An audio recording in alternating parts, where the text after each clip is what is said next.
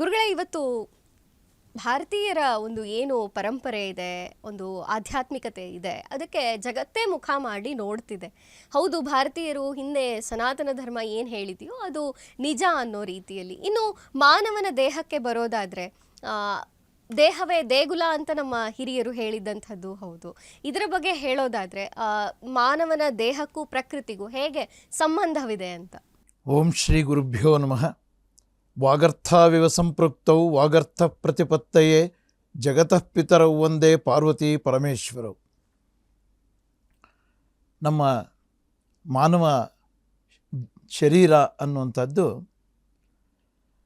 ಮೂಲತಃ ಸೃಷ್ಟಿ ಸ್ಥಿತಿ ಲಯ ಅಂತ ನಾವೇನು ಕಾಣ್ತಾ ಇದ್ದೀವಿ, ಆ ಸೃಷ್ಟಿ ಅನ್ನುವಂಥ ಒಂದು ಸಂದೇಶ ಏನಿದೆ ಅದು ಮಾನವನ ಮಾತ್ರ ಅಲ್ಲದೆ ಪ್ರಕೃತಿಯ ಎಲ್ಲ ಪಶು ಪಕ್ಷಿಗಳ, ಕೀಟಗಳ, ಗಿಡ ಮರಗಳ ಎಲ್ಲವುಗಳ ಸೃಷ್ಟಿ ಅಂತ ಕಂಡುಬರುತ್ತೆ. ಆ ಸೃಷ್ಟಿ ಅನ್ನುವಂಥದ್ರಲ್ಲಿ ಮಾನವನ ಶರೀರಕ್ಕೆ ತುಂಬ ಪ್ರಾಮುಖ್ಯತೆ ಇದೆ. ಯಾಕೆಂತಂದರೆ ಎಲ್ಲದಕ್ಕಿಂತ ಶ್ರೇಷ್ಠವಾದ ಜನ್ಮ ಮಾನವ ಜನ್ಮ.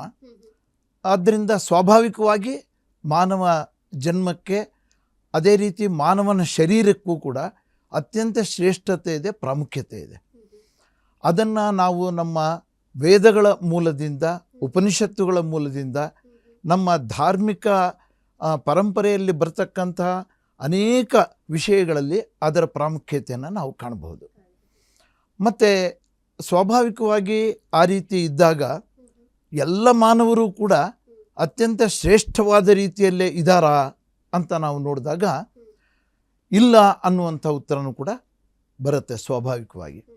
ಯಾತಕ್ಕೆ ಇಲ್ಲ ಅಂತಂದರೆ, ನಾವು ಆ ವೇದಗಳಲ್ಲಿ, ಉಪನಿಷತ್ತುಗಳಲ್ಲಿ, ನಮ್ಮ ಧಾರ್ಮಿಕ ಗ್ರಂಥಗಳಲ್ಲಿ ಮಾನವನ ಶರೀರದ ಬಗ್ಗೆ, ಮಾನವ ಜನ್ಮದ ಬಗ್ಗೆ ಏನು ವಿವರಣೆ ಇದೆ, ಅಥವಾ ಅದಕ್ಕೆ ಯಾವ ಒಂದು ದಾರಿಯನ್ನು ಹಾಕಿಕೊಟ್ಟಿದ್ದಾರೆ ನಮ್ಮ ಋಷಿಮುನಿಗಳು, ಆ ದಾರಿಯಲ್ಲಿ ನಾವು ಸರಿಯಾದ ರೀತಿಯಲ್ಲಿ ನಡೆದು ಹೋಗದೇ ಇದ್ದಾಗ ಮಾನವನ ಜನ್ಮ ಸಾರ್ಥಕತೆಯನ್ನು ಕಳ್ಕೊಳ್ಳುವಂಥದ್ದನ್ನು ಕೂಡ ನಾವು ನೋಡ್ತೀವಿ. ಹಾಗಾಗಿ ಮಾನವ ಜನ್ಮ ಅನ್ನುವಂಥದ್ದು ಶ್ರೇಷ್ಠವಾದ್ದು ಅನ್ನೋದರಲ್ಲಿ ಎರಡು ಮಾತಿಲ್ಲ. ಎಲ್ಲೋ ಕೆಲವರು ಆ ಜನ್ಮವನ್ನು ನಿರರ್ಥಕಪಡಿಸ್ಕೊಂಡಿರ್ಬೋದು ಅಥವಾ ವ್ಯರ್ಥ ಮಾಡ್ಕೊಂಡಿರ್ಬೋದು.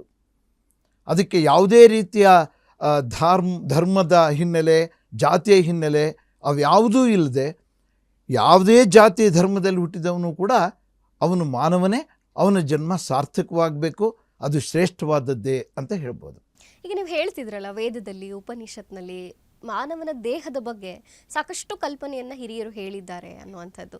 ಇದು ಭಾರತೀಯರಿಗೆ ಗೊತ್ತಿದೆ ಅಂತಾದ್ರೂ ಇವತ್ತಿನ ಕಾಲದ ಒಂದು ವಿಚಾರ ಘಟ್ಟಕ್ಕೆ ಬರೋದಾದರೆ ಎಷ್ಟು ಜನ ನಮ್ಮ ದೇಹವೇ ದೇಗುಲ ಅಂತ ಭಾವಿಸಿದ್ದಾರೆ, ಅಥವಾ ವೇದದಲ್ಲಿ, ಉಪನಿಷತ್ನಲ್ಲಿ ಹೇಳಿದಂಥ ಸಾರವನ್ನು ಸರಳವಾಗಿ ಹೇಳಿದ್ದನ್ನು ಕೂಡ, ಅಂದರೆ ವೇದ ಉಪನಿಷತ್ತು ಒಂದು ಕಡೆ ಆದರೆ ಹಿರಿಯರು ಯಾವುದೋ ನುಡಿಗಳಲ್ಲೋ, ನುಡಿಗಟ್ಟಿಗಳಲ್ಲೋ, ಗಾದೆಗಳಲ್ಲೋ ಹೇಳಿದ್ದನ್ನು ಕೂಡ ಇವತ್ತಿನ ಭಾರತೀಯರು ಇವತ್ತಿನ ಕಾಲಮಾನದಲ್ಲಿ ಎಷ್ಟು ಅದರ ಬಗ್ಗೆ ತಿಳ್ಕೊಳ್ಳೋಕ್ಕೆ ಪ್ರಯತ್ನ ಮಾಡ್ತಿದ್ದಾರೆ ಅಂತಲೂ ಅನಿಸುತ್ತೆ.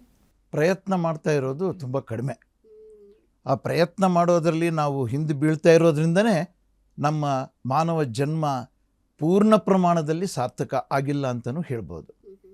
ಯಾಕೆಂತಂದರೆ ನಮ್ಮ ಧರ್ಮಶಾಸ್ತ್ರಗಳ ಪ್ರಕಾರ ಮಾನವ ಜನ್ಮಕ್ಕೆ ಅದು ಹುಟ್ಟಿದಾಗಿನಿಂದ ಕೊನೆಯವರೆಗೂ ನಾವು ಮಾತೃಗರ್ಭದಿಂದ ಶುರುವಾಗಿ, ಮಾತೃಗರ್ಭದಿಂದನೇ ನಮಗೆ ಕೆಲವು ಸಂಸ್ಕಾರಗಳು ಅಂತ ಇದೆ. ಬೇರೆ ಯಾವುದೇ ಪ್ರಾಣಿ ಪಕ್ಷಿಗಳಿಗೆ, ಗಿಡ ಮರ ಬಳ್ಳಿಗಳಿಗೆ ಇಲ್ಲದೇ ಇರತಕ್ಕಂಥ ಷೋಡಶ ಸಂಸ್ಕಾರಗಳು ಅಂತಕ್ಕಂಥದ್ದು ಮಾನವನಿಗೆ ಕೊಟ್ಟಿದ್ದಾನೆ, ಭಗವಂತ ಕೊಟ್ಟಿದ್ದಾನೆ. ಅದು ನಮ್ಮ ಶಾಸ್ತ್ರಗಳಲ್ಲಿ ವಿಧಿತವಾಗಿದೆ. ಆ ಷೋಡಶ ಸಂಸ್ಕಾರಗಳು ಅಂತಕ್ಕಂಥದ್ದು ತಾಯಿಯ ಗರ್ಭದಿಂದನೇ ಶುರುವಾಗುತ್ತೆ. ಮಾತೃಗರ್ಭದಲ್ಲಿರುವಾಗಲೇ ನಾವು ಸೀಮಂತ ಅಂತ ಮಾಡ್ತೀವಿ, ಪುಂಸವನ ಅಂತ ಮಾಡ್ತೀವಿ. ಅಲ್ಲಿಂದ ಶುರುವಾದದ್ದು ಜನನ ಆದ ನಂತರ ಮಗುವಿಗೆ ನಾಮಕರಣ ಮಾಡುವಂಥದ್ದು, ಚೌಲ ಮಾಡುವಂಥದ್ದು, ಮತ್ತು ನಂತರ ಮುಂದುವರೆದು ಉಪನಯನ ಮಾಡುವಂಥದ್ದು, ವಿವಾಹ ಮಾಡುವಂಥದ್ದು, ಇವೆಲ್ಲ 16 ಸಂಸ್ಕಾರಗಳನ್ನು ಹೇಳಿದ್ದಾರೆ, ಷೋಡಶ ಸಂಸ್ಕಾರಗಳು ಅಂತ. ಇವೆಲ್ಲ ಆದ ನಂತರ ಅಂದರೆ ಮಾನವನ ಜನ್ಮ ಅಂದರೆ ಈ ಶರೀರ ಮುಪ್ಪಾಗಿ ಶರೀರ ಪೂರ್ತಿ ಉಸಿರಾಟ ನಿಂತು ನಾವೇನು ಸಾವು ಅನ್ನುವಂಥದ್ದನ್ನು ಪಡ್ಕೊಳ್ತೀವೋ ಅದರ ನಂತರನೂ ಕೂಡ ಸಂಸ್ಕಾರ ಹೇಳಿದ್ದಾರೆ. ಅದಕ್ಕೆ ಅಂತ್ಯೇಷ್ಟಿ ಸಂಸ್ಕಾರ ಅಂತ ಹೇಳ್ತೀವಿ. ಮಾನವನ ಜನ್ಮ ಪೂರ್ಣಗೊಂಡ ನಂತರನೂ ಕೂಡ ಅಂತ್ಯೇಷ್ಟಿ ಅಂತಂದರೆ ಮಾನವನಿಗೆ ಮಾಡತಕ್ಕಂಥ ದಹನ ಸಂಸ್ಕಾರ ಆಗ್ಬೋದು ಅಥವಾ ಖನನ ಸಂಸ್ಕಾರ ಆಗ್ಬೋದು. ಇದು ಯಾವುದೇ ರೀತಿಯಲ್ಲಿ ಆ ಶರೀರವನ್ನು ಮುಕ್ತಾಯಗೊಳಿಸಿದ ನಂತರನೂ ಕೂಡ ಮತ್ತೆ ಮುಂದುವರಿಯುತ್ತೆ.